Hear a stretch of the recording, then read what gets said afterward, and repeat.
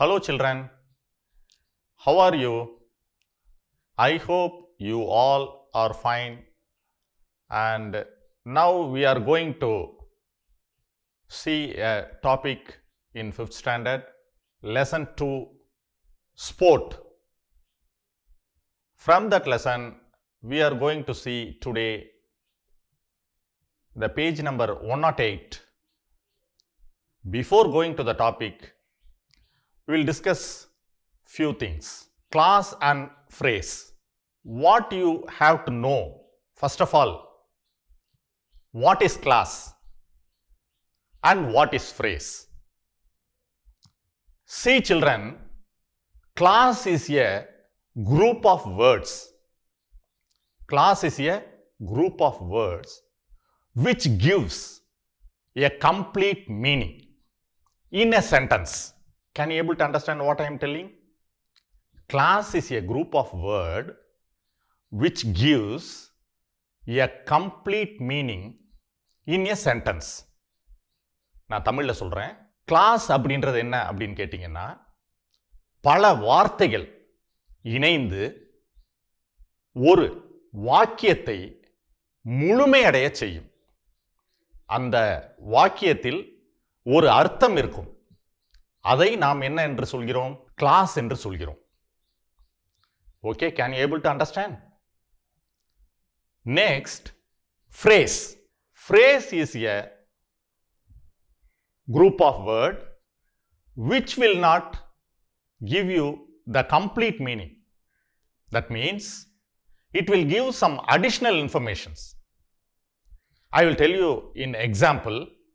I met my friend in the garden. நான் எனது நண்பனை தோட்டத்தில் சந்தித்தேன்.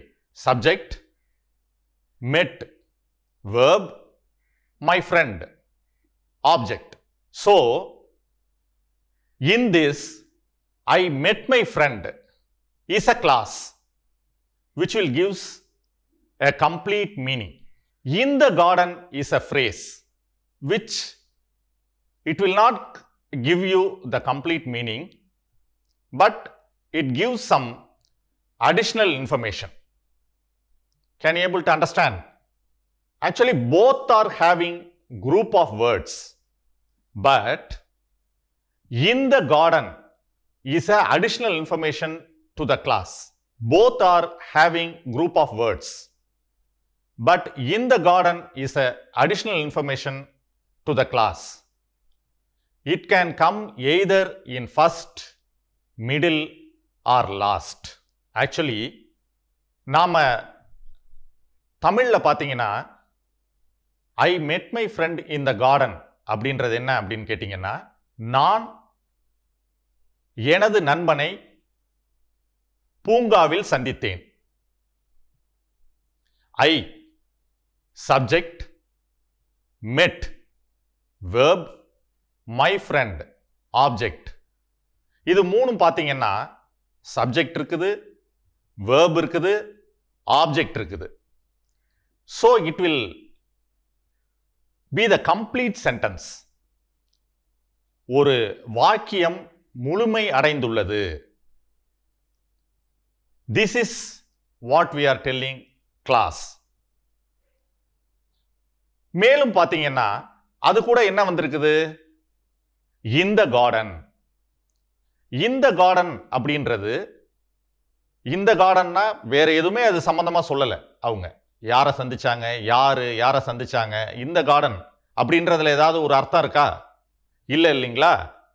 அப்ப இந்த கார்டன் அப்படின்றது ஐ மெட் மை ஃப்ரெண்ட் அப்படின்ற ஒரு வாக்கியத்தினுடைய தொடர் வாக்கியம்.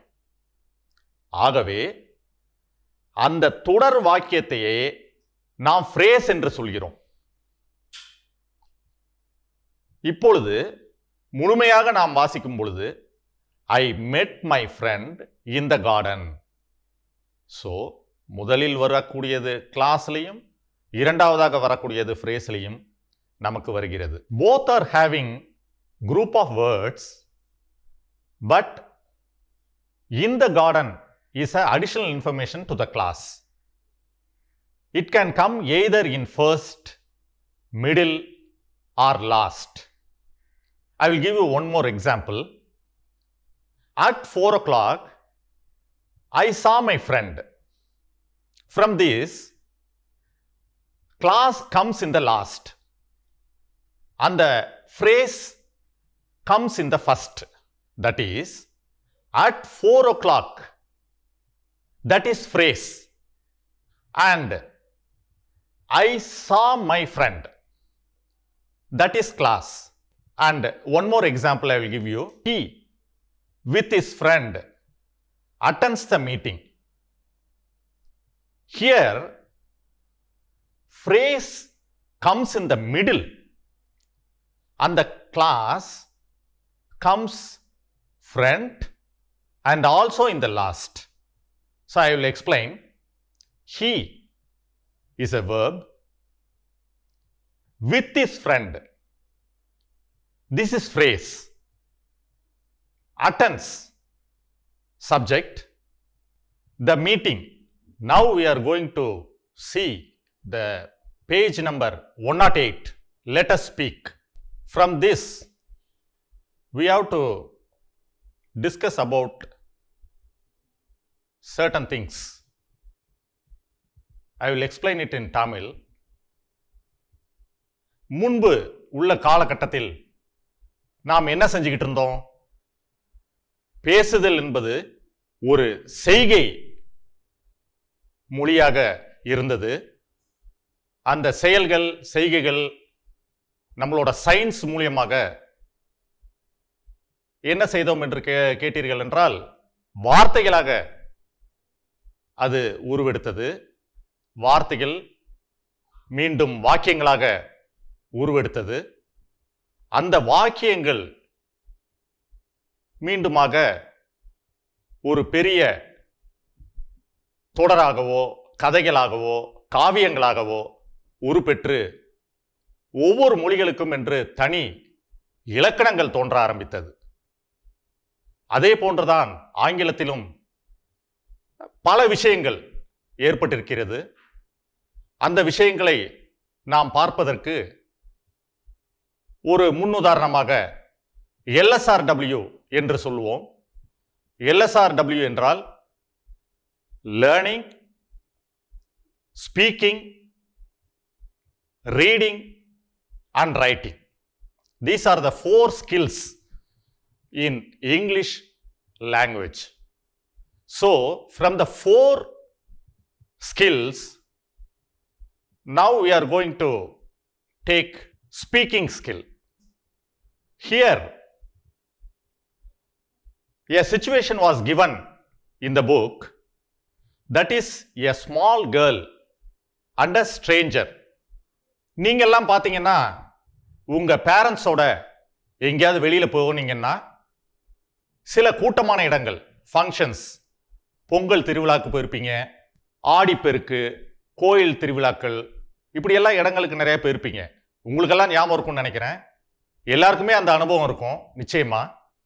அந்த மாதிரி நம்ம வெளியூர்ல அல்லது வெளி இடங்களுக்கு, சற்று தொலைவான இடங்களுக்கு செல்லும் பொழுது நமக்கு ஒரு சில நேரங்களில் அந்த கூட்டத்தில் நாம் காணாமல் செல்வதற்கான வாய்ப்புகள் ஏராளமாக உள்ளது.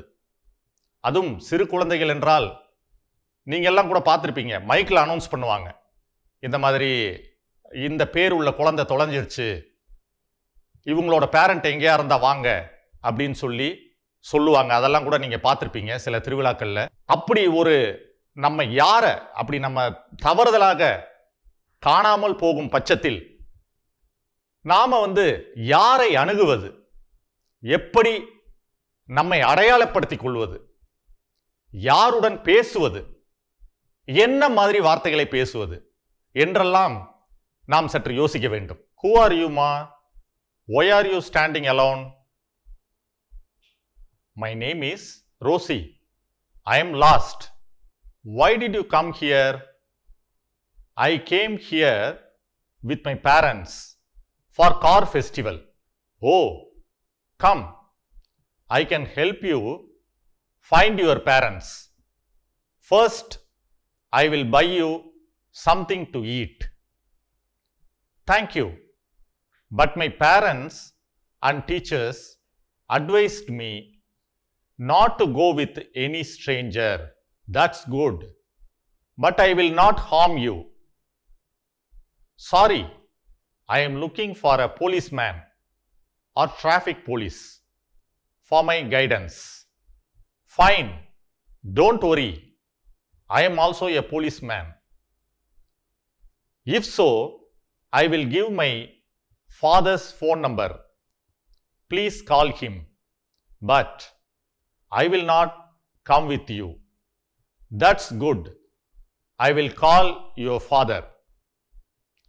Students, இப்போ பார்த்தீங்கன்னா உங்களை மாதிரி ஒரு குட்டி பாப்பா வந்து என்ன செய்கிறாங்க அப்படின்னா அவங்க பேரண்ட்டோட தேர் திருவிழாக்கு போயிருக்காங்க.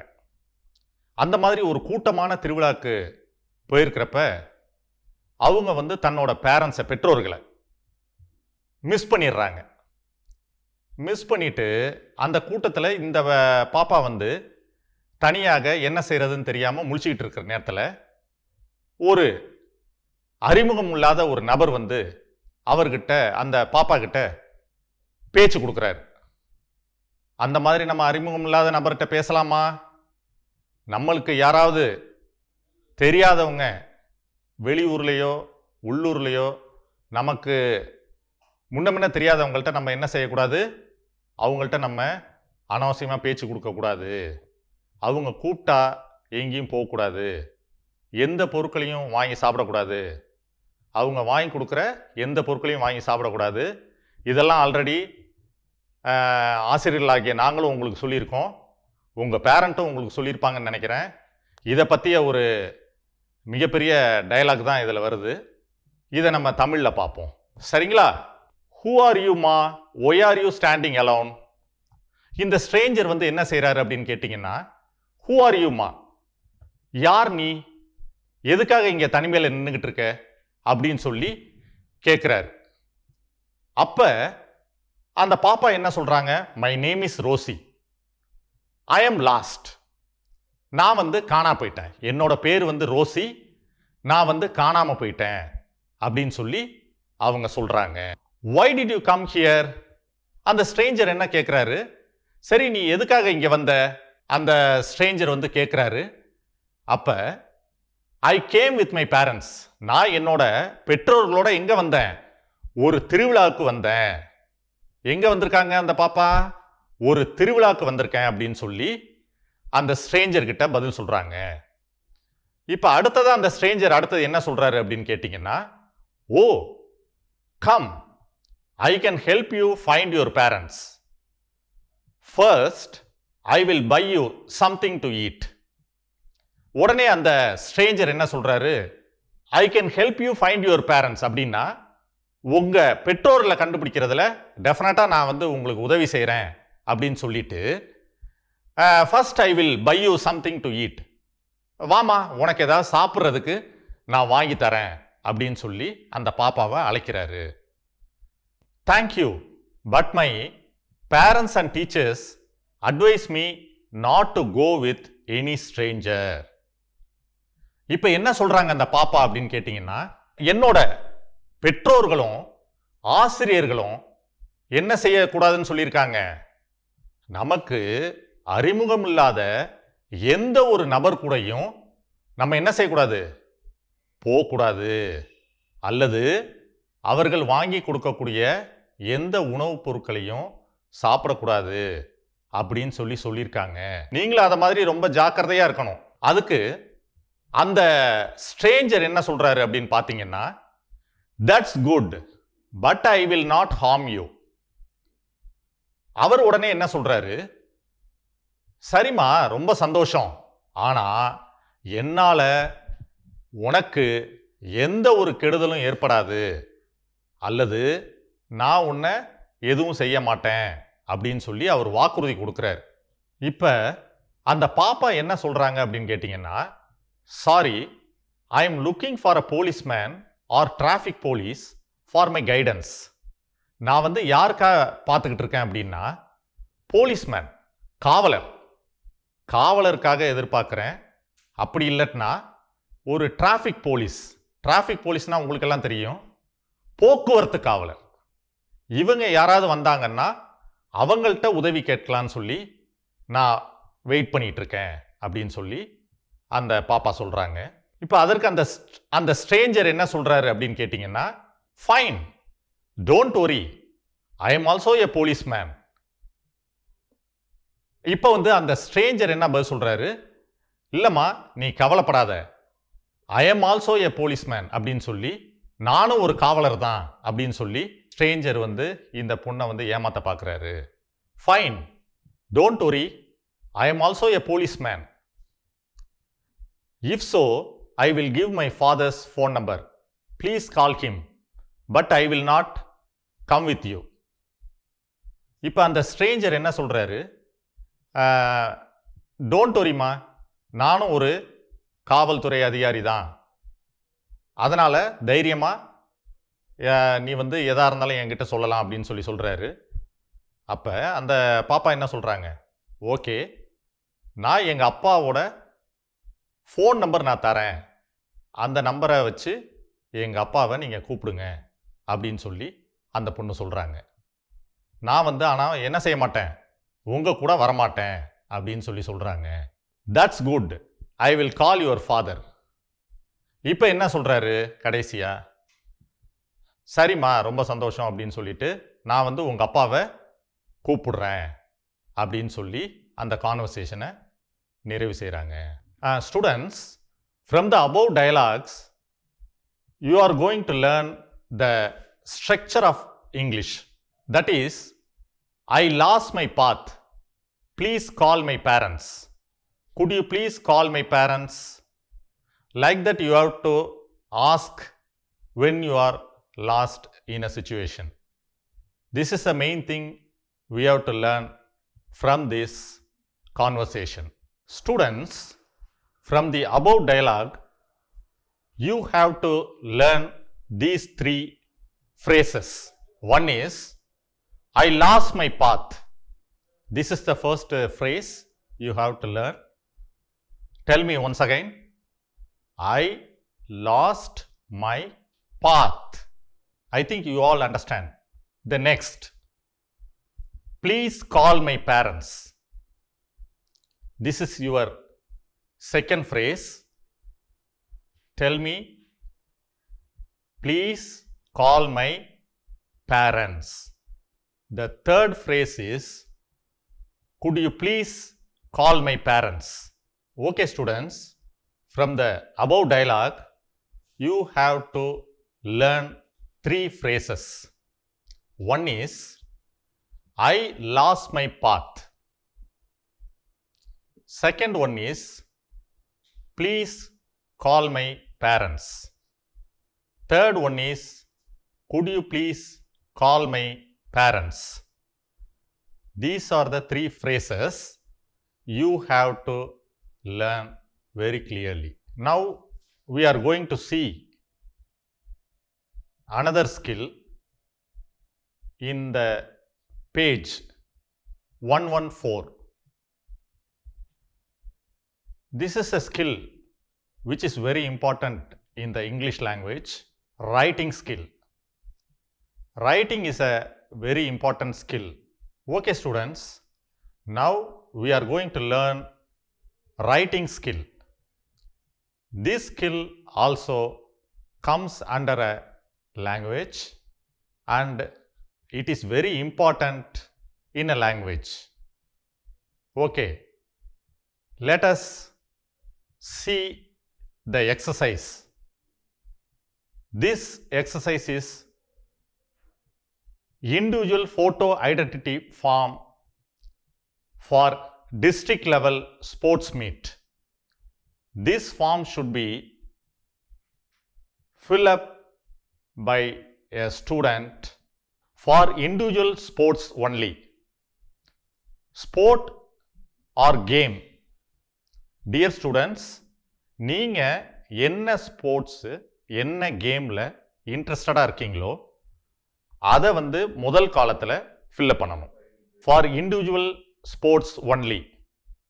முதல் காலத்துல என்ன இருக்கு பாருங்க, ஸ்போர்ட் ஆர் கேம். நீங்க எந்த ஸ்போர்ட் ஆர் கேமில் பார்ட்டிசிபேட் பண்ண போகிறீங்களோ அதோட பெயர் அந்த முதல் காலத்தில் வரணும். Second column age group. Age group அப்படின்றதுல என்ன கொடுத்துருக்காங்க அப்படின்னு பார்த்தீங்கன்னா அண்டர் 11, 14, 16 அப்படின்னு 3 ஏஜ் கொடுத்துருக்காங்க.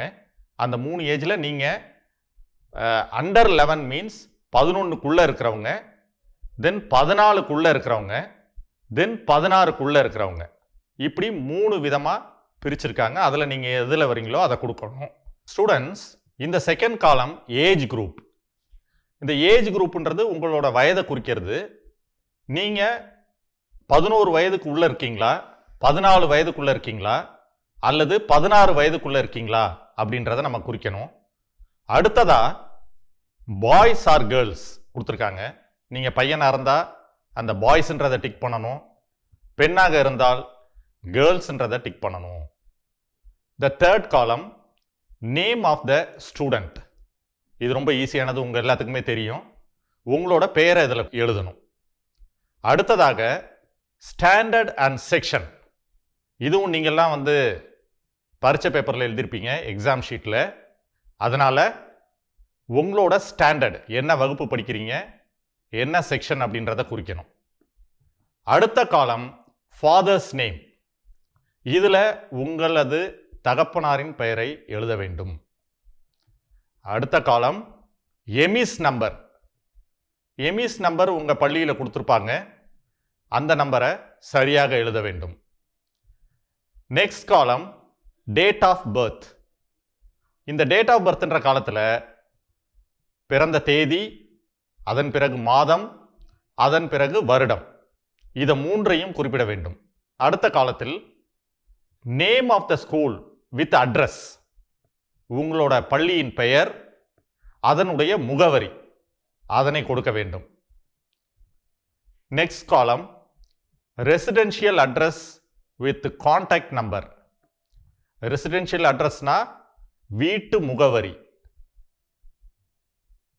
இதில் உங்களுடைய வீட்டு முகவரி மற்றும் ஒருவருடைய தொலைபேசி எண், உங்கள் அப்பாவோட ஃபோன் நம்பராக இருக்கலாம், இல்லை அம்மாவோட ஃபோன் நம்பராக இருக்கலாம், ஒரு நம்பரை நீங்கள் கொடுக்க வேண்டும். நெக்ஸ்ட் காலம் நேம் ஆஃப் த ஜோன். இதில் நீங்கள் எந்த ஜோனில் வரீங்க, எந்த ஏரியாவில் நீங்கள் இருக்கீங்க அப்படின்றத குறிப்பிட வேண்டும். Name of the educational district. உங்களோட மாவட்டம் உங்கள் எல்லாத்துக்குமே தெரிஞ்சிருக்கும். நேம் ஆஃப் த ஜோன் அப்படின்ற இடத்துல உங்களோட ஜோனை ஃபில் பண்ணிங்க. அடுத்த column name of the educational district.